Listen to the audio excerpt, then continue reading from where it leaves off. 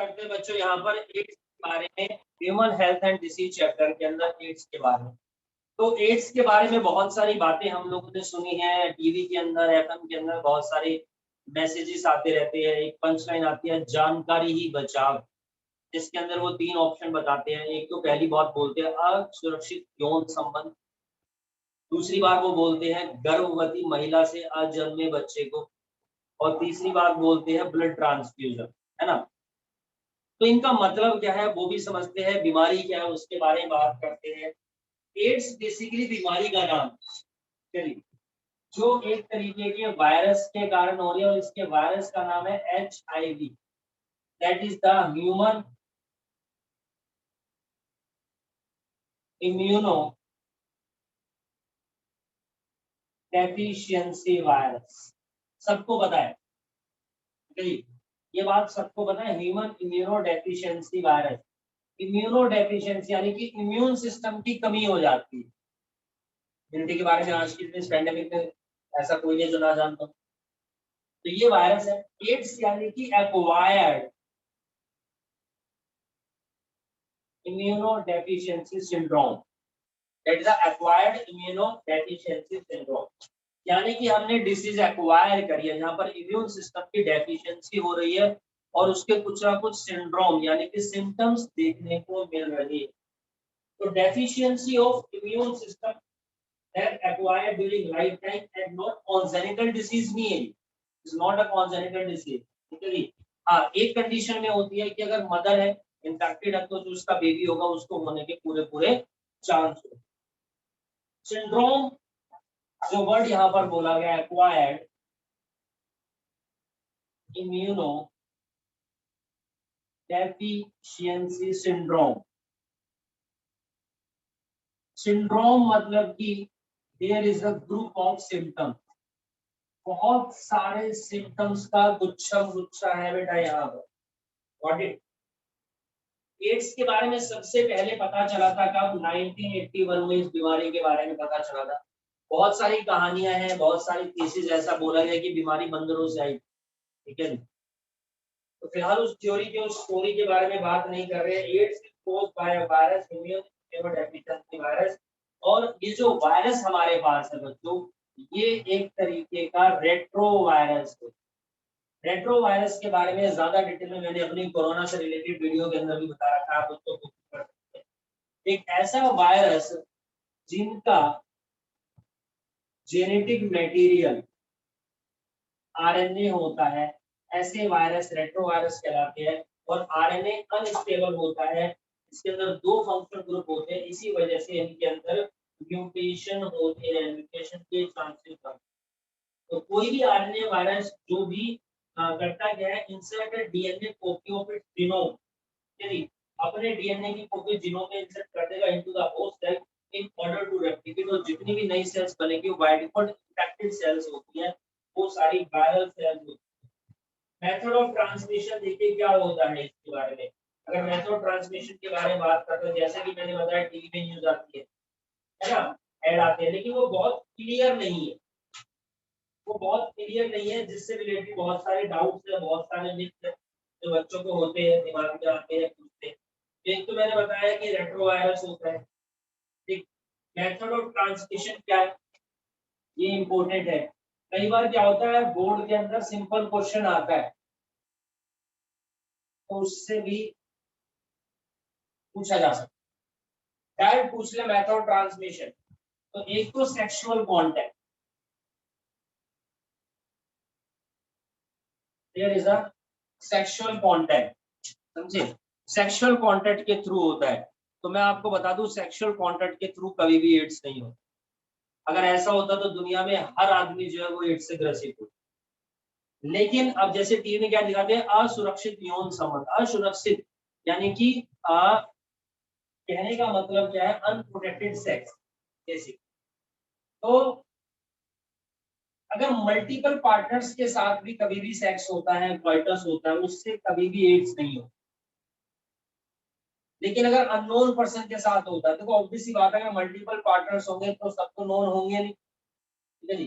तो क्या पता किसको क्या दिक्कत है, क्या डिसऑर्डर है, तो हो सकता है वो बीमारी सेक्सुअली ट्रांसमिट आपके अंदर भी हो सकता है। तो sexual contact with infected person, ऐसे तो पुराने जमाने में राजा महाराजा होते थे, 5-5 6-6 शादियां होती थी, मल्टीपल पार्ट्स में सेक्स करने सबके एड्स हो जाते, तो ऐसा नहीं, चाहे 5 के साथ करो चाहे 6 के साथ क्वाइटस होता है, या मान लो 100 200 300 के साथ भी हो सकता है। मूवी देखी होगी संजू, है ना, उसमें बताता है कि 300 के साथ उसने क्वाइटस किया हुआ है, चल उसको तो एड्स अभी चल रहा है संजू बाबा। फिर अगर इतने सारे मतलब मल्टीपल पार्टनर्स हैं, तो ऑब्वियसली बात है अननोन होंगे, तो हमें नहीं पता कि कोई इन्फेक्टेड हो तो किसी, तो अगर इन्फेक्टेड तो चाहे 2 के साथ, तीसरे के पहले के साथ हो जाए तो भी हो जाएगा, है जी। तो थोड़ा क्लियर ये है कि sexual contact with infected person बात number 1 during the chapter reproductive health में भी ये बात मैंने आपको बताई थी। दूसरा, transfusion of contaminated blood, contaminated blood यानी कि जो भी इन्फेक्टेड पर्सन है उसके ब्लड को अगर किसी की या उसके ब्लड प्रोडक्ट्स को हेल्थी पर्सन के साथ अगर ट्रांसफर होता है तो भी एड्स के पूरे पूरे चांसेस यहाँ पर होते हैं, ठीक। उसके बाद from infected mother to the foetus, infected mother से उसके फीटस हो सकता है। और एक और पॉइंट, जो इंट्रावेनस ड्रग यूजर्स होते हैं भाई, जो ड्रग्स लेते हैं उनके भी एड्स हो सकता है। ड्रग्स लेने से कैसे होता है, देखो मैंने बोला इंट्रावेनस ड्रग यूजर, यानी कि एक तो भाई ड्रग्स वगैरह वैसे लेते हैं, कोई अपना स्मोक कर रहा, हुक्का चल रहा, आजकल बीड़ी सिगड़ी सिगरेट पी रहे हैं ना, इनसे तो कोरोना फैला है ना। बीड़ी लगा रखी है किसी ने, हाँ ये 2 घुट, उसने भी 2 घुट मारी और उसके भी कोरोना, क्योंकि अगले के सिम्टम थे, पता नहीं चल रहा अभी, तो खांसी उठ रही है भैया बीड़ी से उठ रही होगी। लेकिन कुछ लोग होते हैं सीधा इंजेक्शन से नशा लगाते हैं, ठीक है, इंजेक्शन लेंगे सीधा गप। आनंद, कमलेश, देखिए आपने वीडियो कमलेश की यूट्यूब पर, तो इंट्रावेनस ड्रग यूजर है भैया। तो अब क्या होता है, गुच्छे में गुच्छे होते हैं, पूरे के पूरे गुच्छे में गुच्छा 10 15 20 लोग बैठे और एक ही सिरिंज को यूज कर रहे हैं और ड्रग्स ले रहे हैं, है ना। वो गाना सुना होगा हरे कृष्णा हरे रामा, उसमें भी दिखा रखा है ऐसे। तो बहुत सारे गोवास वगैरह में पहले हिप्पीज होते थे जो ड्रग्स ले रहे हैं, भांग पी रहे हैं, चिलम फूक रहे हैं और एक ही सिरिंज को यूज कर रहे हैं। तब 10-12 जो लोग हैं उनके काम भी ऐसे होते हो सकता है उनके से इन्फेक्टेड हो और उसने उसका इंजेक्शन लगाया, वो भी इन्फेक्टेड हो गया, पूरे इस तरीके से चीज हो जाती है। तो ये बहुत इजी मेथड है ट्रांसमिशन, ठीक है। These are the method of transmission. तो क्या तरीका है इनसे बचने का, प्रिवेंशन क्या है? तो एक तो स्टेलाइन नीडल यूज करो, स्टेलाइन नीडल यूज। स्टेलाइन नीडल का मतलब होता है जिसमें कोई भी जर्म्स बैक्टीरिया वायरस नहीं पनपते हैं। आजकल तो क्या होता है, जो नीडल एक बार यूज हो गई सिरिंज उसको फेंक ही देते हैं, ठीक है। अदरवाइज उसको डेटॉल के घोल में डुबा के रखो भैया, तो वो हमारा ठीक हो जाता है, कोई इशू नहीं। या जो सर्जिकल इंस्ट्रूमेंट्स होते हैं उनको भी स्टेलाइन हम लोग यूज करेंगे। तो कभी भी सर्जरी होती है तो आपने देखा होगा कि उनको जब गर्म पानी से जो भी सर्जिकल इंस्ट्रूमेंट्स उनको धोया जाता है, जो भी उनके पास औजार वगैरह होते हैं, और उसके बाद डेटॉल से स्प्रे किया जाता है, समझ लो कि सैनिटाइजेशन किया जाता है पूरा प्रॉपर डेटॉल से, ठीक है। ये चीज है। दूसरी बात, प्रोटेक्टेड सेक्स, यानी कि there should be use of condoms, ठीक है। क्योंकि एड्स होता कैसे है, जैसे आपने गले मिलने से, किस करने से इनसे होता है। जब दो पर्सन का जब बॉडी फ्लूइड मीट करता है जिसमें से एक इन्फेक्टेड हो, तब एड्स होने के चांस है। तो बॉडी फ्लूइड मीट नहीं होगा प्रोटेक्टेड सेक्स के फ्लूइड, एड्स का कोई भी इलाज नहीं है, prevention is the best option. तो सेफ ब्लड ट्रांसफ्यूजन, ये भी देखना बहुत जरूरी है। सेफ ब्लड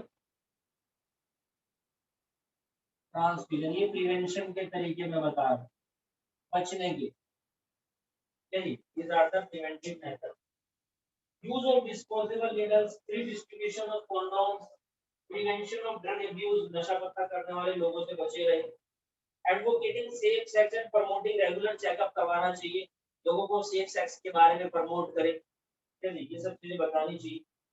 और counselling and before and after the test, test से पहले भी लोगों की काउंसलिंग की जाए, पहले भी और बाद में भी, ताकि लोग डरे ना, अपने टेस्ट करवाएं बेसिक। एक सोसाइटी है दैट इज द NACO, ठीक है, नेशनल एड्स कंट्रोल ऑर्गेनाइजेशन। तो इन्होंने इस तरह के बहुत सारे प्रोग्राम चलाए हैं नाको ने, ठीक है जी, जो इस तरह की चीजें बताते हैं, लोगों को अवेयर करते हैं। चलिए, ये तो मेथड ट्रांसमिशन है, प्रिवेंशन है। सिम्टम क्या है? आजकल लोग सिम्टम्स के बारे में भी काफी नॉलेज लेने लगे हैं, किस किस बीमारी के क्या क्या सिम्टम है, देख के पहचान जाते हैं, खांसी है, जुकाम है, और एक कोरोना है। तो सिम्टम में हम लोग क्या देखते हैं, एक तो फीवर बहुत कॉमन है, डायरिया,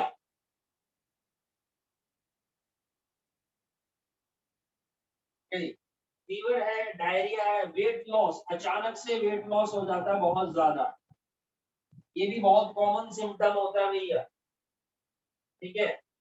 बाकी सिम्टम्स के अंदर क्या होता है कि कुछ ना कुछ बीमारियां होने लगती है, यानी बॉडी के, देखो बेसिकली हुआ क्या, बॉडी में किसी भी बीमारी से लड़ने के लिए हमारी WBC काम करती है, और ये जो होता है ये सीधा अटैक ही हमारी WBC के ऊपर करता है। तो अगर मान लीजिए हमारी बॉडी के अंदर अगर नई WBC बन रही है, तो समझ लो बाय डिफॉल्ट इन्फेक्टेड WBC बन रही है, जो बहुत ज्यादा खतरनाक है हमारे लिए। कारण अगर हम सप्लीमेंट लेते हैं WBC को मजबूत करने के लिए, तो वायरल WBC है जो इम्प्रूव हो रही है, जो ताकतवर हो रही है, तो बॉडी के अंदर इम्यून सिस्टम कम हो जाता है, इम्यूनिटी वीक हो जाती है, तो जो दूसरी बीमारियां होती है वो भी हमारी बॉडी पर अटैक कर जाती है। मान लीजिए कोई एड्स का मरीज, ठीक है जी, और उसकी इम्यूनिटी वीक हो गई, तो उसको फीवर हो गया, अब वो बंदा फीवर से मरेगा, एड्स से नहीं मरेगा। मान लीजिए उसकी बॉडी में कट लग गया, ब्लीडिंग हो गई, ब्लड निकल रहा है, तो सोचो जब तक ब्लड निकल रहा है वो ब्लड निकलता ही रहेगा, क्योंकि वो कोगुलेट नहीं होगा, कब तक, जब तक वो मर नहीं जाए, क्योंकि वो मैकेनिज्म नहीं है, वो इम्यूनिटी नहीं है उसको कोगुलेट करने के लिए। जुकाम हो गया तो वो जुकाम उसको रहेगा ही रहेगा, कोल्ड उसको रहेगा रहेगा, वो ठीक नहीं होगा। किसी भी तरह का वायरल इन्फेक्शन, फंगल इन्फेक्शन होता है, वो ठीक नहीं हो पाएगा उसकी बॉडी के, ठीक है, तो वो उन बीमारियों से मरेगा पहले। This is all about the AIDS. बाकी एड्स की, HIV की लाइफ साइकिल है, आपकी मलेरिया और HIV की लाइफ साइकिल दोनों में साथ में ही कराऊंगा, तो बहुत सारी चीजें उससे आपको पता चलेगी रही है। बाकी एक बात और बता दो, डिटेक्शन कैसे हो जब पता चलता है, तो एक तो HIV टेस्ट बॉडी के अंदर है, एलिसा टेस्ट होता है एक हमारे पास, ठीक है जी। एलिसा मतलब कि enzyme link immunosorbent assay, PCR, polymerise chain reaction, and there is another test, this is called the western blot, जो कंफर्मेटरी टेस्ट होता है बेसिक। तो ये टेस्ट होते हैं डिटेक्शन के लिए जो करवाए जाते हैं, PCR है, एलिसा है, वेस्टर्न बोल्ट है, और हमारा HIV वायरस है।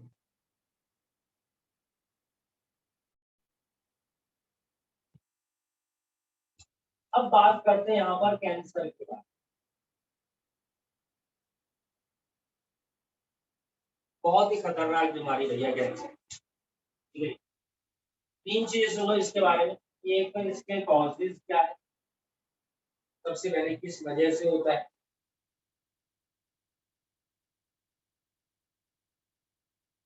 डिटेक्शन कैसे होगी, और देन इसके बाद इसका ट्रीटमेंट कैसे होगा। तो कॉजेज के बारे में बताएंगे तो देखो, कैंसर होता है बेसिकली रेडिएशन के कारण, और वो कहलाती है मेरी आयोनाइजिंग रेडिएशन। एक तो आयोनाइजिंग रेडिएशन के कारण होता है, ठीक। दूसरा केमिकल्स के कारण होता है, केमिकल्स के अंदर आपके टार आ जाता है, नहीं टार फोम जो होती है, सिगरेट के कारण भी होता है, ओरल कैंसर होता है, ठीक है जी। वायरस के कारण भी होता है, इसका नाम होता है papilloma virus, that is the papilloma virus होता है। एंड समटाइम्स हेरिडिटरी प्रीपोजिशंस भी होते हैं। डिटेक्शन कैसे होती है? टेस्ट होता है जिसको हम बोलते हैं बायोप्सी। बायोप्सी में क्या होता है, जैसे आपने देखा होगा ड्रिल मशीन होती है दीवार में छेद करने की, इसी तरीके की एक मशीन होती है, उसको आपकी बॉडी के अंदर डाला जाता है ड्रिल होता हुआ, और वो एक मांस का गुच्छा उसके अंदर फंस जाएगा, उसको वो सक कर लेगा, बाहर निकालेगा, यहाँ पर आप टाके लगा देंगे और उस मांस के टुकड़ों को भेज दिया जाएगा मुंबई पे टेस्ट करने के लिए। अब तो दिल्ली में भी होने लगा है, अगर बायोप्सी पहले मुंबई से ही होकर गया। And histopathological study,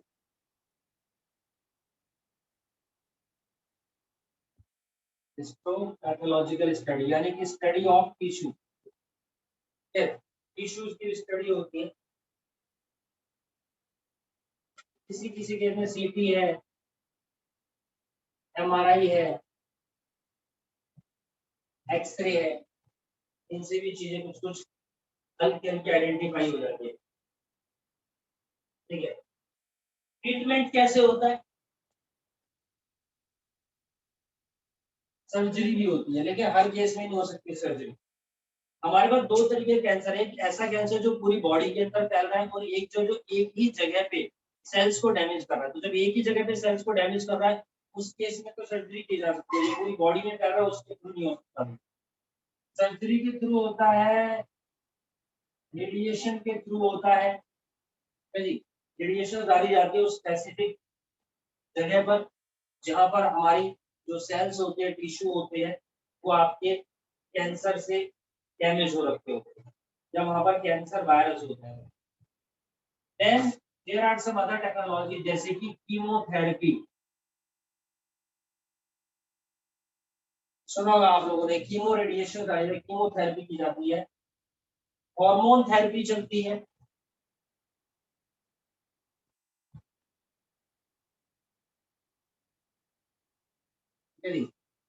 hormone therapy है, कीमोथेरेपी है, मोनोक्लोनल एंटीबॉडी, मोनोक्लोनल एंटीबॉडी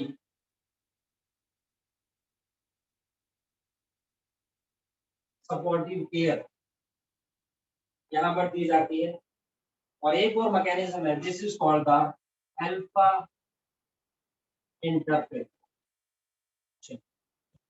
इन सारी चीजों के बारे में एक एक करके डिटेल में बात करते हैं। तो जब कैंसर के बारे में बात करते हैं, तो बेसिकली कैंसर में हो क्या रहा, so there is a uncontrolled cell division. धुआंधार तरीके से हमारी बॉडी के अंदर सेल का डिवीजन होता है। जैसे आपने सुना होगा कैंसर में क्या होता है, कैंसर में जो गांठें पड़ जाती है बॉडी के अंदर, है ना जी। तो अनकंट्रोल्ड सेल डिवीजन, जिसकी वजह से production of mass of cell, बहुत सारे बड़े अमाउंट में मास ऑफ सेल बन जाता है, जिसको हम ट्यूमर भी बोलते हैं, जिसको हम लोग क्या बोलते हैं बच्चों, कैंसर बोलते हैं। तो जो कैंसरस सेल्स होती है, नहीं, मान लीजिए अब मेरे पास कैंसरस सेल बन गई, जो कब हुआ है, अनकंट्रोल्ड सेल डिवीजन के कारण मास ऑफ सेल बनी, वो कैंसरस सेल्स कहलाई। और ये जो कैंसरस सेल्स होती है, they lost the property of, क्या होता है इनके अंदर, they lost the property of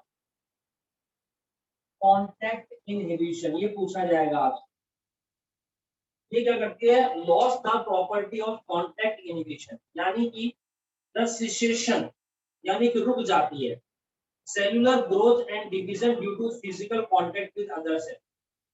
ठीक है, दूसरी सेल्स के साथ फिजिकल कांटेक्ट के कारण जो सेलुलर ग्रोथ होती है, जो डिवीजन होता है, उसके अंदर क्या होता है, सिसेशन हो जाता है, रुक जाती है। एंड कैंसरस सेल्स जो होती है जस्ट कंटिन्यू, जो सिर्फ कैंसरस सेल्स होगी, just continue to divide and giving rise to mass of cell. इनके अंदर डिवीजन होगा और मास ऑफ सेल बन जाएगा धुआंधार तरीके से, जिसको हम लोग यहाँ पर क्या बोलते हैं बच्चों, tumour. This is called the tumour, वो हमारा ट्यूमर बन जाएगा। अब ट्यूमर दो तरीके का होता है, इवन बीमारियां दो तरीके की होती है, एक होती है बिनाइन और दूसरी है मैलिग्नेंट। एक बिनाइन डिसीज और एक मैलिग्नेंट डिसीज। देखो बिनाइन में क्या होता है, नॉर्मली बिनाइन डिसीज वो होती है जो ठीक हो जाती है, मैलिग्नेंट डिसऑर्डर्स होते हैं वो कभी भी ठीक नहीं होते। तो बिनाइन ट्यूमर के अंदर क्या होता है, मैं बिनाइन ट्यूमर के बारे में बात करते हैं। बिनाइन ट्यूमर में ये होता है कि अगर बॉडी के कहीं पर भी किसी भी पार्ट में अगर ट्यूमर हो गया, समझे, बिनाइन ट्यूमर की बात चल रही है, तो बिनाइन ट्यूमर में क्या है कि नॉर्मली रिमेन कन्फाइंड, यानी एक ही जगह पे रहेगा, वो कहीं जाएगा नहीं। मान लीजिए बॉडी पार्ट है, ब्रेन है, और यहाँ पर हो गया, तो ये बिनाइन ट्यूमर है, ये कैंसर सेल्स कहीं पर और नहीं जा रही, तो normally remain confined to their original location पे रहेगी, do not change their location. तो ऐसे को ट्रीट करना तो आसान है, क्योंकि इधर इस एरिया में से ही सेल को, जो कैंसर सेल उनको रिमूव करना है, लेकिन पूरी बॉडी में फैल गया तब क्या करोगे, do not spread other location and causes little damage, जैसे युवराज सिंह के हुआ था। लेकिन दूसरा होता है मैलिग्नेंट ट्यूमर। मैलिग्नेंट ट्यूमर में क्या होता है, मास ऑफ प्रोलिफरेटिंग सेल, यानी जो सेल है जिनके अंदर प्रोलिफरेशन हो रहा है, यानी डिवीजन हो रहा है, धुआंधार तरीके से सेल बनी है, तो ये ट्यूमर सेल है, इनको मैं नियोप्लास्टिक सेल भी बोलता हूँ, also termed as these cell are neoplastic cell. तो ये मेरे पास यहाँ पर बच्चों नियोप्लास्टिक सेल होती है, and these cells grow very rapidly, धुआंधार तरीके से इनके अंदर ग्रोथ होती है।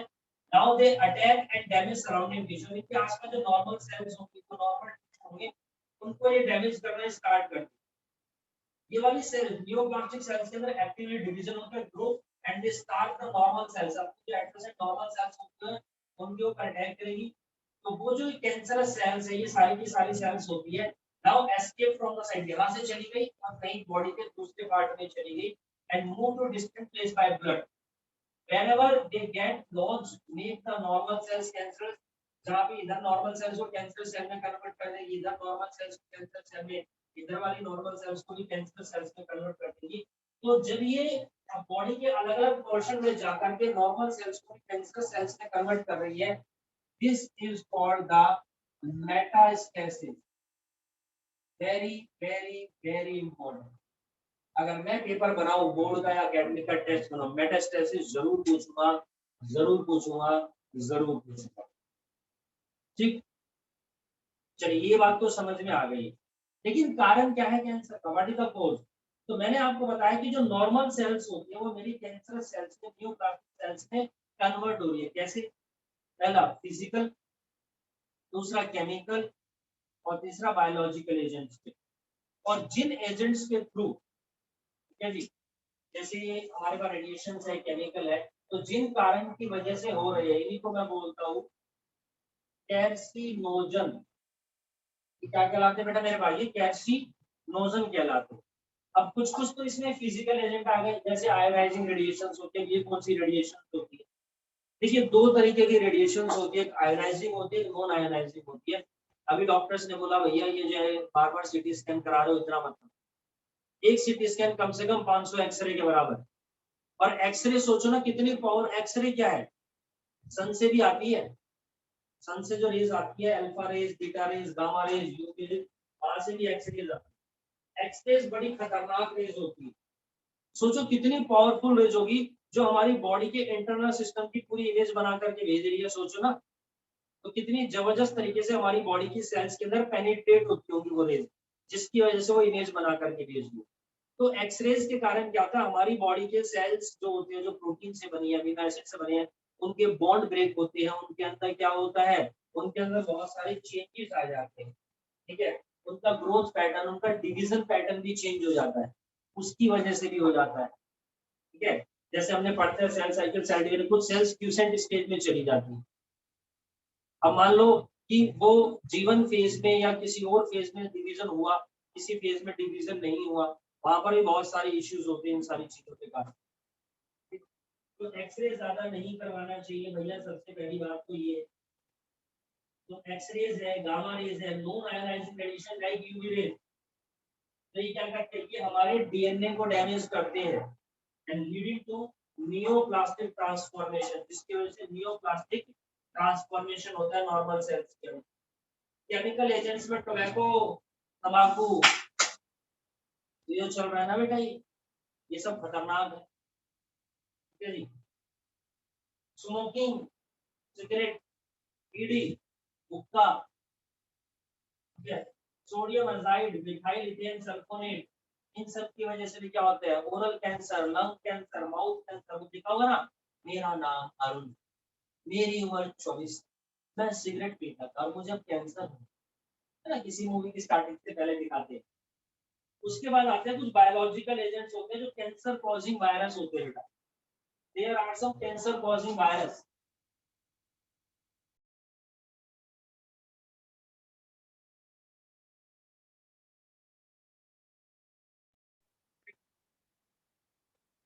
ठीक है जी। तो हमारे पास क्या होते हैं कि कुछ वायरस होते हैं जिनको ओंकोजेनिक वायरस बोला जाता है, कैंसर कॉजिंग वायरस होते हैं ओंकोजेनिक।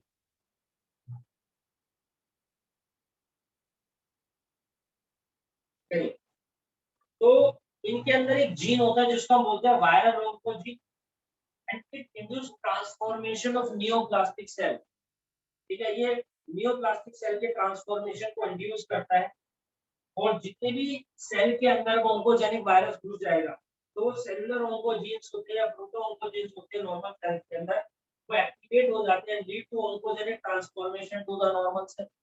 इवन मैं आपको बताऊं, इतनी बड़ी बीमारी है आज की डेट में और इसका इतना बड़ा स्कोप है।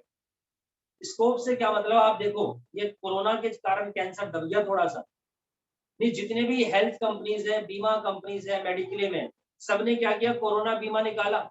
इससे पहले कोई सी भी कंपनी उठा करके देख लो, prevent your family from cancer, cancer बीमा, कैंसर पॉलिसी, अलग से स्पेशल कैंसर पॉलिसी निकाल रखी है। इवन आपको बताओ, पंजाब के अंदर लुधियाना के अंदर एक गांव है, उस गांव के अंदर हर घर में कैंसर के पेशेंट है, कोई ऐसा सिंगल घर नहीं है जहां पर कैंसर का पेशेंट। बकायदा वहां पर स्पेशल ट्रेन चलती है भाई साहब, कैंसर ट्रेन, ठीक है, जहां पर गांव के लोग बैठ के शहर में आके अपने ट्रीटमेंट के लिए, कीमोथेरेपी के लिए, और उस ट्रेन के अंदर बहुत सारे बीमा एजेंट घूमते हैं, HDFC, ICICI, कोई भी बड़े बड़े बैंक हो, सबने कैंसर बीमा निकाल रखी है, कैंसर मेडिक्लेम। ठीक है, आप अपने पेरेंट्स से पूछिए, ऑनलाइन बैंकिंग यूज कर देंगे, लॉगिन करेंगे, पहले बैनर आएगा, prevent your family, cancer protection, 30 lakh, 25 lakh. और ऐसा है भी, लाइफ स्टाइल ऐसा हो गया, ठीक है, समोसा सुबह लाए शाम को गर्म करके खा रहे हो, खाना बना के रख दिया घर वालों ने, रात को गर्म करके खा रहे हो, इसमें ओवन में तो कर रहे हो, ओवन में क्या होता है, यूवी रेडिएशन होता है, ठीक है, आपके घरों में जो फिल्टर लगा हुआ है उसमें यूवी, UHF, RO, आप तो RO बोल रहे, लेकिन उसमें यूवी UFF रेज होती है, समझे, तो सब कुछ तो आयोनाइजिंग रेडिएशन के कारण हो रहा है, सब कुछ तो वहीं से ट्रीटमेंट हो रहा है, ठीक है। इवन जो स्कैनिंग होती है उसके अंदर भी रेडिएशन होती है, आपके सामान की, आपकी मेटल डिटेक्टर से आपके टेस्ट होते हैं, वो रेडिएशन ही तो होती है, मैग्नेटिक रेड्स को ही छेड़ा जा रहा है। तो बहुत सारी चीजें हैं, ठीक है, जिनके थ्रू ये सारी चीजें हो रही है। तो कैंसर का डिटेक्शन डायग्नोसिस में आपको बताओ, बायोप्सी है, हिस्टोपैथोलॉजिकल टेस्ट मैंने बताया, टिश्यू की स्टडी होती है, ब्लड की टेस्टिंग होती है, बोन मैरो के टेस्ट होते हैं। उससे क्या होता है कि अचानक से जब भी कैंसर हमारी बॉडी पर अटैक करता है, बॉडी के अंदर सेल डिवीजन बढ़ने लगती है, there is an increase cell count in case of leukaemia. तो वहां पर क्या होता है, सेल डिवीजन अगर बॉडी में धुआंधार तरीके से बढ़ रहा है तो डाउट किया जाता है। रेडियोग्राफी लाइक एक्सरे है, CT, यानी कि कंप्यूटराइज्ड टोमोग्राफी की बात चल रही है, CT स्कैन की बात नहीं कर रहा। ये कुछ टेक्निक्स होती है जो यूज की जाती है to detect cancer of the internal organ, body के इंटरनल ऑर्गन्स में। तो MRI, मैग्नेटिक रेजोनेंस इमेजिंग, तो ये टेक्निक है, goes find out the pathological and physiological changes in the living tissue के अंदर देखते हैं। उसके अलावा अगर कैंसर हमारी बॉडी में वायरस अटैक कर रहा है, तो हमारी बॉडी से लड़ने के लिए एंटीबॉडी भी बनाएगी, सो उसको भी चेक किया जाता है, ठीक है जी। There is a presence of antibody against cancer specific antigen, जो कैंसर के डिटेक्शन के लिए यूज होता है। और देन उसके बाद में क्या होता है बच्चों, इसका ट्रीटमेंट होता है, surgery, radiation therapy, immunotherapy, chemotherapy, cryosurgery, laser therapy. एक और मैकेनिज्म है, this is called the alpha interferon. एक तरीके का रिस्पांस मॉडिफायर होता है जो कैंसर को डिटेक्ट करता है और हमारे इम्यून सिस्टम को एक्टिवेट करता है और हेल्प करता है ट्यूमर को डिस्ट्रॉय करने में। अल्फा इंटरफेरॉन मैकेनिज्म के बारे में हम डिटेल में बात करेंगे बच्चों के लिए। What it this is all about the। अब जो हमारा नेक्स्ट टॉपिक है, this is the drug and alcohol abuse. आजकल लोग ड्रग्स लेने लगे हैं, छोटे छोटे बच्चे, है ना। ड्रग्स, स्नैक, चर्सी हो गए, एल्कोहल अब्यूज। बियर पीना तो शौक की बात हो गई है। बहुत सारे पेरेंट्स, अरे बियर तो कोई नहीं, नॉर्मल है, ठीक है। तो ऐसी जो छोटी छोटी चीजें होती है ना, ये बढ़ावा देती है। थोड़ी बहुत पीले कोई दिक्कत नहीं, ब्याह शादियों में चल जाता है, नहीं। एक बार की शुरुआत ये आदमी को बेवड़ा बनाता है आगे चल। तो ड्रग और अल्कोहल अब्यूज में देखते हैं कि ये जो ड्रग्स होती है, इनको ऑब्टेन्ड करते हैं कहाँ से। चरस है, गांजा है, अफीम है, हीरोइन है, ये सब चीजें कहाँ से है? ये सब प्लांट्स में से तो निकलती है। एंड सम फ्रॉम फंगस, कुछ कुछ को फंगस से भी ड्राइव करते हैं। जैसे सबसे पहले आती है हमारे पास ओपियोइड, OPIOID। तो ये ड्रग होती है विच बाइंड टू, हमारी बॉडी के अंदर स्पेसिफिक ओपियोइड रिसेप्टर होते हैं अगर हम इस तरह की ड्रग्स लेते हैं, ठीक है, जिसको अफीम बोला जाता है। तो ये रिसेप्टर प्रेजेंट होते हैं हमारी बॉडी के अंदर सेंट्रल नर्वस सिस्टम और गैस्ट्रोइंटेस्टिनल ट्रैक्ट के अंदर। तो बॉडी अनप्लग्ड सिम्टम्स क्रिएट करने लगती है, बेचैनी, घबराहट। जो फर्स्ट टाइम पीता है वो तो बेहोश ही हो जाएगा, या पसीना पसीना हो जाता है, कई बार ऐसा भी हो जाता है। हीरोइन को नॉर्मली स्मैक बोलते हैं। केमिकल इसका नाम होता है डाई एसिटिल मॉर्फिन। आप लोगों ने एक मॉर्फिन वर्ड भी सुना होगा, ड्यूरिंग कोरोना भी सुना होगा। किसी बार कई बार क्या होता है, मॉर्फिन की गोलियां आती है, अगर किसी को तेज दर्द होता है, डॉक्टर बोलता है मॉर्फिन दे दो इसको, it is a sedative pain killer. White odourless bitter crystalline compound होता है ना। वो देखा होगा मूवीज में, वेब सीरीज में, टेबल पे बिछा देते हैं, लाइनिंग बनाते हैं और उसको इनहेल किया जाता है ओरली, नेसल के थ्रू। तो ये कैसे बनता है? यहाँ पर एक रिएक्शन होती है, दैट इज द एसिटिलेशन। तो मॉर्फिन को हम प्लांट प्रोडक्ट से डिराइव करते हैं, देन एसिटिलेशन प्रोसेस होती है जिससे ओपियोइड्स बनते हैं, हीरोइन बनती है। एक्सट्रैक्टेड फ्रॉम द, कहाँ से एक्सट्रैक्ट करते हैं? लेटेक्स ऑफ पॉपी प्लांट, यानी कि जो अफीम है जिसका नाम है पेपेवर सोम्निफॉरम, पॉपी प्लांट के लेटेक्स से हम इसको डिराइव करते हैं। जनरली टेकन बाय स्नोर्टिंग के थ्रू, मैंने बताया अभी, नाक के थ्रू इनहेल करते हैं या फिर इंजेक्शन के थ्रू सीधा लगा लेते हैं। हीरोइन एक तरीके का डिप्रेसेंट होता है, सेंट्रल नर्वस सिस्टम है, हमारी बॉडी के मैकेनिज्म को स्लो कर देता है। चक्कर आने लगते हैं, आंखें भारी हो जाती है, तो दिखता नहीं ना सामने क्या हो रहा है क्या नहीं हो रहा, वो सारी चीजें सुध-बुध नहीं होती। And slow down body function, है ना, बॉडी फंक्शन भी स्लो हो जाता है। फिर आते हैं कैनाबिनॉइड्स, चरस। तो group of chemicals that interact with the cannabinoid receptor of brain, brain के अंदर कैनाबिनॉइड रिसेप्टर्स होते हैं, उनके साथ ये बाइंड हो जाते हैं। और जब ये उनके साथ बाइंड होते हैं, हम इनको ऑब्टेन करते हैं कहाँ से? These are obtain from inflorescence of cannabis sativa. Inflorescence पढ़ा आपने मॉर्फोलॉजी में, कैनाबिस सटाइवा के इनफ्लोरेसेंस से, फ्लावर से हम इसको ऑब्टेन करते हैं। फ्लावर का जो टॉप पोर्शन है, लीव्स है, रेजिन ऑफ कैनाबिस है, प्लांट्स का जो होता है, are used in various combination में, इनको यूज किया जाता है एंड टू प्रोड्यूस मैरिजुआना। कई बार न्यूज में देखते हो मैरिजुआना पकड़ा गया है ना। हशीश है, चरस है, गांजा है, ये सारी चीजें इनसे बनाई जाती है। Generally taken by inhalation, oral injection के थ्रू, है ना। लोग सिगरेट में गांजा डाल के पीते हैं, हुक्के में डाल देते हैं, ये सारी चीजें होती है। एंड ये सारी चीजें अफेक्ट करती है बेटा cardiovascular system of the body, ठीक है। कई बार ऐसी न्यूज सुनने में आती है कि किसी बंदे ने शराब पी, गांजा लिया, चरस ली और मर गया, बॉडी झेल नहीं पाई, इम्यून सिस्टम वीक है इनको झेलने के लिए भी। समटाइम्स इट हैपन, हमारे यहाँ पर हुआ था एक बार भैया, एक भाई साहब थे, उन्होंने नई गाड़ी ली थी, अपने दोस्तों के साथ चले गए जी पंजाब।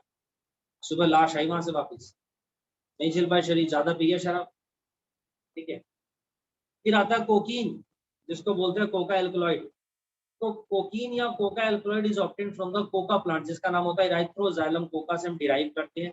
ये एक तरीके से जो न्यूरोट्रांसमीटर मॉलिक्यूल्स होते हैं हमारी बॉडी के अंदर मैसेज को ट्रांसफर करने में, कहीं से भी कहीं तक भी, ब्रेन से बॉडी पार्ट्स तक, उनके उनके अंदर इंटरफेयर करता है, उनको रोकता है।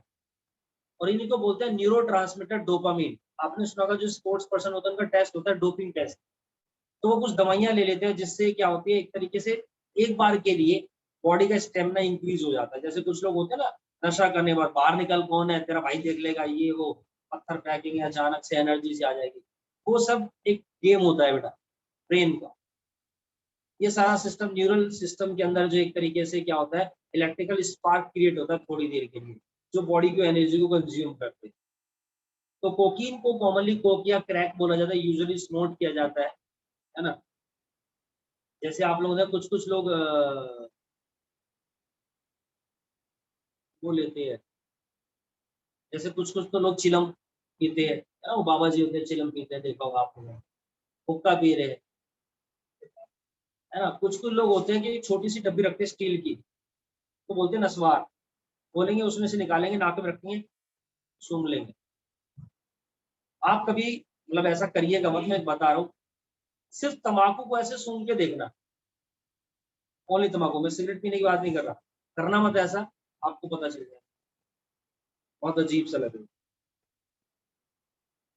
तो पोटेंट स्टिमुलेटिंग, अगर आप जरूरत से ज्यादा इनहेल कर लेते हैं, सूंघ लेते हैं, ले लेते हैं, सीधा अटैक करता है सेंट्रल नर्वस सिस्टम को, and it produce sense of euphoria, एक यूफोरिया की सेंस क्रिएट करता है, एंड इंक्रीज एनर्जी। यूफोरिया यानी कि एनर्जी की एक तरीके से हमें ऐसा लगता है, मैंने बताया इलेक्ट्रिकल स्पार्क क्रिएट होगा। समटाइम हेल्यूसिनेशन, मति भ्रम, सामने 3 पेड़ दिख रहे हैं आपको, 3 के 6 दिखाई देंगे, बाद में पता चलता सुबह वो 3 नहीं एक ही था, समझ रहे हो, इतना ज्यादा मति भ्रम हो जाता है। एक बार की बात है, धर्मपाल और रामपाल होते हैं, दोनों दोस्त होते हैं, धर्मपाल बहुत ज्यादा पी लेता है, रामपाल बहुत मना करता है, मानता नहीं, लेकिन धर्मपाल पी करके अपना निकल लेता है घर की तरफ पैदल पैदल नशे में। वो एक गड्ढे में गिर जाता है, सूखे गटर टाइप, इतनी ज्यादा चढ़ जाता है, और वहीं पर क्या होता है, एक सुअर लेट रहा होता है, वहाँ पे यही सब होता है। और सोचो धर्मपाल सुअर की पूंछ पकड़ के क्या कह रहा है कि रामू की माँ, रोज तो तुम जूड़ा बनाती थी, आज चोटी कैसे बना ली। इतना ज्यादा मति भ्रम हो जाता है, अपने घर के बजाय दूसरे घर में घुस जाते हैं। लड़ाई झगड़ा तो नॉर्मल बात है ना। इस तरह के बहुत सारे जो वायलेंस केसेस है वो ये सब सुनने में आते हैं ना, मार दिया, पीट दिया, पैसे छीन लिए, बीवी की बच्चों की पिटाई कर दी, ये सब कर दिया, ये सब इन पीने के बाद ही होते हैं। तो क्या बोलते हैं उसे, गुनाह, क्राइम, क्राइम की राह पर चलने का सबसे पहला जो स्टेप है वो यही सब होता है, चरस, गांजा, अफीम, दारू, शराब, ठीक है। तो एक्सेसिव डोज कॉजेज हेलुसिनेशन, मति भ्रम हो जाता है। अदर प्लांट्स, कुछ कुछ प्लांट्स होते हैं विद हेलुसिनेट प्रॉपर्टीज भी होती है, जैसे एट्रोपा बेलाडोमा है, धतूरा है, इन सब के अंदर भी। Cannabinoids are also being abused by some sports person भी लेते हैं। अभी लास्ट ईयर देखा आपने, सुशांत सिंह राजपूत केस में बहुत सारे लोग पकड़े गए, केसेस वेसेस चले, चलो छूट दिया, छूट गए, बट पता चलता है कि हमारी इंडस्ट्री के अंदर जिनको अपना रोल मॉडल मानते हैं वो सब चीजें क्या कर रहे हैं, उन्हें रोल मॉडल बोला जा रहा है, ठीक है जी। टीवी में डालते हैं पान मसाला, गुटखा, दिखाता वो रजनीगंधा, कदमों में दुनिया, शौक बड़ी चीज है। तो स्लोगन स्टेटस इस तरह के बनाए जाते हैं, लोग बड़े उससे क्या होते हैं, अट्रैक्ट होते हैं। ये सब चीजें गलत, ठीक है। अच्छा जी, इन ड्रग्स का लेकिन मेडिसिनल यूज भी होता है बच्चों, जैसे बैरबिट्रेज है, एम्फेटामिन्स है, बेंजोडापिन्स है, लिसर्जिक एसिड डाइथाइलामाइड है, एलएसडी है ना, used as medicine to help patient cope with mental illness जिनमें हो जाती है ना, या डिप्रेशन में जो चले जाते हैं, इंसोम्निया में चले जाते हैं, बहकी बहकी बातें करते हैं, ऐसे लोगों के लिए ऐसे मेडिसिन वगैरह दी जाती है ना, उनके ब्रेन को मेंटली सिस्टम को थोड़ा सा स्टेबल करने के लिए, नशे में रहते हैं ऐसे लोग। मॉर्फिन एक वेरी सिडेटिव पेन किलर है, जिसको यूज किया जाता है सर्जरी पेशेंट के रिस्पेक्ट। फिर प्लांट प्रोडक्ट्स आते हैं, hallucinogen property have used folk medicine में, रिलीजियस सेरेमनी में, रिचुअल्स में, जैसे भांग वगैरह बनाए जाते हैं शिवरात्रि वगैरह पे, ये सब चीजें बनाई जाती है। लेकिन excess use in negative term cause drug abuse, यानी आदत पड़ जाती है। जवान जवान लड़के, 20-20, 25-25 साल की उम्र के लड़के, है ना, कोई कुंवारे हैं, अपने माँ बाप की इकलौती संतान है, किसी की नई नई शादी हुई है, जाएंगे लेट नाइट पार्टीज करते हैं, ये सब ड्रग लेते हैं, और देन उसके बाद एक्सीडेंट हो जाता है। बहुत न्यूज़ सुनने में आती है कि हमारे मोहल्ले पड़ोस में एक लड़का ऐसे खत्म हुआ है।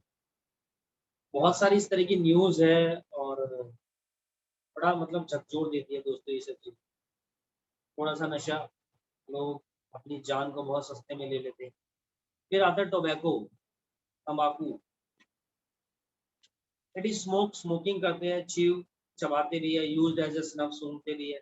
टोबैको के अंदर निकोटीन होता है एज एल्कलॉइड बच्चों, और निकोटीन हमारा सीधा अटैक करता है, स्टिमुलेट करता है एड्रिनल ग्लैंड को जो किडनी के ऊपर होती है। टू रेज ब्लड प्रेशर बढ़ा देता है, इंक्रीज हार्ट रेट इंक्रीज होने लगता है अचानक से। स्मोकिंग टोबैको, जब हम बहुत ज्यादा टोबैको को स्मोकिंग करते हैं, associated with cancer of lung, lung cancer होते हैं, यूरिनरी ब्लैडर है, थ्रोट इन्फेक्शन होते हैं, ब्रोंकाइटिस है, इम्फीजीमा है, कोरोनरी हार्ट डिसीज होती है, गैस्ट्रिक अल्सर्स होते हैं। ह्यूमन फिजियोलॉजी में क्लास 11th में भी आप ये सारे डिसऑर्डर्स पढ़ चुके हैं। Smoking increase carbon monoxide content of blood and it reduces oxygen carrying capacity जो होती है हीमोग्लोबिन की, उसको कम कर देता है। उसके अलावा tobacco chewing is associated with cancer of oral cavity, ये भी बात याद रखिए। एडोलसेंस की एज में जब हम आते हैं, जवानी की दहलीज, ठीक है, 12, 13, 14, 15, 16, 17, 18 की जो एज होती है, ये कुछ कर गुजरने की एज होती है, ठीक है जी, कुछ करने की उम्मीद होती है। और एक ना क्या कहते हैं उसको, स्लोगन ऐसे ऐसे आते हैं, डर के आगे जीत है, ये सब। तो बंदे थोड़े से एक्शन में, एक्साइटमेंट में बहुत सारे डिसीजन लेते हैं, बहुत सारी चीजें करते हैं यहाँ। तो the period between 12 to 18 of age में thought of an adolescent period होता है, और एक ब्रिज होता है चाइल्डहुड और एडल्टहुड के बीच का। जो बन गया इस एज में बन गया, जो बिगड़ गया भैया वो बिगड़ गया। तो क्यूरियोसिटी, कुछ करने की चाहत, नीड फॉर एडवेंचर, एक्साइटमेंट, अरे एक बार देखते करके कुछ नहीं होता, अरे एक बार पी के देख कुछ नहीं होगा, अबे तुम बालों का, तुम सिगरेट नहीं पीते, अबे जाना बच्चा है तू। इस तरह की बातें, इस तरह के डायलॉग स्टिमुलेट करते हैं। लेकिन अगर आपको इनके साइड इफेक्ट्स पता होगा, ऐसे लोगों को देखो जो दारू पी के नाली में पड़े रहते हैं, कुत्ते उनका मुंह चाटते रहते हैं, कितने लोग मर जाते हैं एक्सीडेंट से। जब ऐसी चीजों को देखोगे, नेगेटिव इम्पैक्ट्स को देखोगे, तो उन चीजों को समझे कि ये सब चीजें बेकार हो, है ना। Experimentation are the common cause of drug alcohol abuse के कॉमन कारण है। फिर बाद में बंदा एडिक्ट हो जाता है, डिपेंडेंसी बढ़ जाती है। ये हमारी बॉडी का भी एक मैकेनिज्म होता है कि मान लीजिए आप रोज सुबह दिन में आपका 1 बजे का लंच पीरियड, आप रोज 1 बजे लंच कर रहे हैं, 1 महीने हो गए। अगर किसी दिन ऐसा हुआ 1 बजे लंच नहीं मिला, आपको अपने आप भूख लगने लग जाएगी। तो बॉडी हैबिचुअल हो गई है। ठीक इसी तरीके से डिपेंडेंसी हो जाती है। जिस बंदे ने कभी ड्रिंक नहीं करी, पहली बार पिएगा 1 पैक में चढ़ जाएगी, 1 पैक में अगली बार फिर चढ़ जाएगी, तीसरी बार पिएगा 1 पैक में कुछ नहीं होगा, फिर उसे 2 पैक चाहिए, फिर धीरे धीरे 3, फिर 4, फिर पौआ, फिर बोतल, ये सब सिस्टम हो जाता है। Addiction and independence, addiction and dependence. तो एडिक्शन जो है ना, एडिक्ट हो जाते हैं, is a physiological attachment to certain effects such a euphoria and temporary feeling of wellbeing. ऐसा लगता है कि हमें पी के ही क्या होगा जी, वेलबींग, थोड़ा सा रिलीफ फील करेंगे। जैसे कुछ लोग होते हैं बिना स्मोकिंग के उन्हें नींद नहीं आती, देखे मैंने ऐसे भी होते हैं, बिना बीड़ी पिए, बिना सिगरेट पिए उनको जो है सुबह पॉटी नहीं उतरती, चाहिए ही चाहिए भैया। तो जिन्हें बिना पिए नींद नहीं आ सकती, रात को 2 पैक जरूर चाहिए। तो ये एक आदत पड़ जाती है, लोग अपने शौक भूल जाते हैं, अपनी आदतें खराब कर, अपनी हेल्थ खराब कर लेते हैं। देखा होगा वो मूवी आई थी कौन सी, आशिकी 2, तो एल्कोहलिक था बंदा और सिंगिंग छोड़ देता है, बर्बाद हो जाता है ना। आरोही, रो रही है तू सुन रहा हूँ मैं, कोई वाली बात। तो temporary feeling of well being associated with drugs and alcohol, 1-2 bar P फिर आदत पड़ जाती है। With repeated use of drugs the tolerance level, जो झेलने की क्षमता होती है, बढ़ जाती है। मैं 1-2 बैग में कुछ नहीं हो रहा, चलन दे, ये वाली बात है ना। गाने भी ऐसे ऐसे बनाए जाते हैं, 2 घुट पिला दे साकी, वो साकी साकी, साकी उसे बोलते हैं जो पैक बनाता है, उसको साकी बोला जाता है। तो tolerance level of receptors, receptors जो होते हैं हमारी बॉडी के, उनकी टॉलरेंस लेवल बढ़ जाती है in our body and in increase. Consequently the receptors respond only to higher dose of drugs की मिलेगी और एल्कोहल की, and it leads to greater intake and addiction. आप एडिक्ट बन, use of drug even once, एक बार भी ले ली, can be forerunner to addiction, राह पर चल पड़े आप।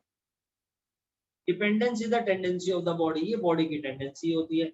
तो manifest characteristics and unpleasant withdraw syndrome, आप छोड़ना चाहेंगे ना तो बड़े अनप्लेजेंट विड्रॉ सिंड्रोम होते हैं। अब देखो उस मूवी में दिखा रखा है, जब तक बंदा पीता कुछ नहीं होता, जैसे छोड़ देता हॉस्पिटल में एडमिट हो जाता है, क्यों, शराब छोड़। तो ऐसे नहीं छोड़ती, तभी तो नशा मुक्ति केंद्र बने हुए हैं। धीरे धीरे डोज कम की जाती है, 4 पैक से 3 पैक पे लाया था, फिर 2 पैक पे, फिर 1 पैक पे, 0 पर। सिगरेट छुड़ाने की टीम ऐड आती है ना, वो ब्लैक सिगरेट आती है और निकोटिन, वो चिलिंग्स आती है निकोटेक्स के नाम से, ठीक है ना, ये सब चीजें। तो